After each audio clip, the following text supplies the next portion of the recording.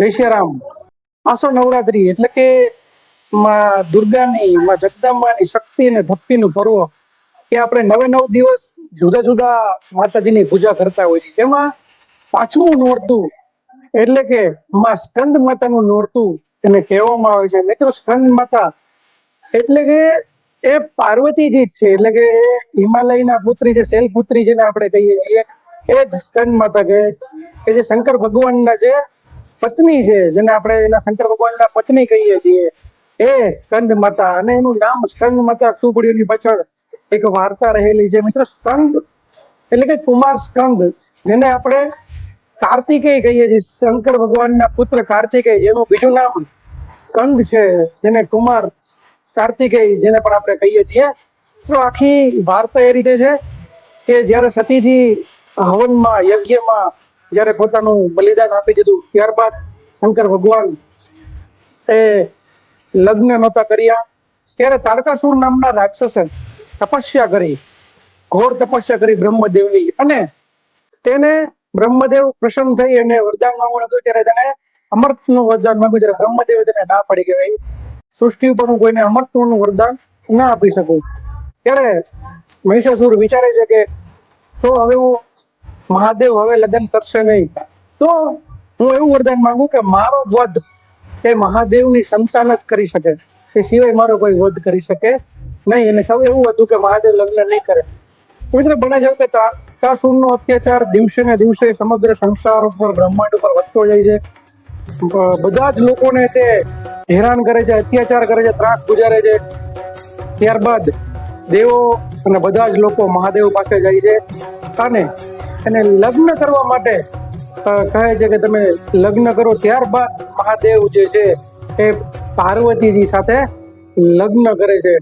અને એ જ્યારે લગ્ન કરે છે ત્યારબાદ તેમને ત્યાં એ બંનેના તેજથી કાર્તિકેયનો જન્મ થાય છે, જેને આપણે કુમાર કાર્તિકેય કહીએ છીએ, જેનું એક નામ આપણે સ્કંદ પણ કહીએ છીએ, જેને પંચમુખ છે. અને કહેવાય છે કે માતાજી સ્કંદ માતા તેમને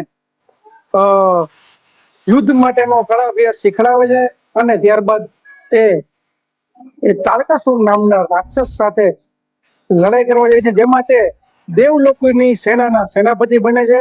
અને તે તારકાસુરનો વધ કરે છે. એટલે કે સ્કંદ માતા જે છે એ એના પુત્રના નામથી ઓળખાય છે, એટલે એમનું નામ સ્કંદ માતા. એ જ ઉમા, તેમને જ ઉમા કહેવાય છે, તેમને જ માહેશ્વરી કહેવામાં આવે છે. અને તેમને જ આપણે ગોરા કહીએ છીએ, ગોરી કહીએ છીએ, કેમ કે એમનું સ્વરૂપ ખૂબ જ સુંદર છે, એટલે આપણે એમને ગોરી માતા પણ કહીએ છીએ, માં ગૌરી પણ કહીએ છીએ. એટલે એમનું નામ સ્કંદ માતા છે. ને પાંચમી નવરાત્રી એ માતા સ્કંદની પૂજા કરવામાં આવે છે. કહેવાય છે કે જે પણ સ્કંદ માતાની પૂજા કરે છે તેમની રક્ષા ને તેમનું રક્ષણ સ્કંદ માતા એ પોતાના પુત્રની જેમ કરે છે. તેના ભક્તોની એ પોતાના પુત્રની જેમ દેખરેખ રાખે છે, તેમની સર્વ મનોકામના પૂર્ણ કરે છે, એમના દુઃખ દૂર કરે છે. અને ખાસ કહેવામાં આવે છે કે જ્યારે આપણે પાંચમા નોરતામાં સ્કંદ માતાની જ્યારે પૂજા કરીએ અને દિલથી પૂજા કરીએ, તો જેમને સંતાન નથી, જેમને સંતાન સુખ નથી, તેમને માં સ્કંદ માતાએ સંતાન સુખની પ્રાપ્તિ કરાવે છે. એવા સ્કંદ માતાની પૂજા આપણે પાંચમા નોરતાએ કરીએ છીએ. એટલે કે મિત્રો, દરરોજ આપણે અલગ અલગ 9 દિવસ એ દુર્ગાજીના, માં દુર્ગાના 9 સ્વરૂપમાંથી પાંચમું સ્વરૂપ જે છે માતા સ્કંદ છે. તો મિત્રો, વિડીયો જો તમને પસંદ આવ્યો હોય તો અન્ય લોકો સુધી પણ આ માહિતી પહોંચાડો, જેથી લોકોને બધાને ખ્યાલ આવે. અને તમારા વિડીયો ગમતા હોય તો તમે કોમેન્ટ કરો, જય અંબે, જય સ્કંદ માતા. તો કઈ મિસ્ટેક થઈ ગઈ હોય તો પણ કોમેન્ટમાં જણાવી શકો છો. ચેનલને હજુ સુધી સબસ્ક્રાઇબ ન કરી તો પ્લીઝ ચેનલને સબસ્ક્રાઇબ કરી નાખજો. મળીશું વિડીયો સાથે. ત્યાં સુધી કલ્પેશ ભજરંગીને આપશો. જય શ્રી રામ, જય માતાજી.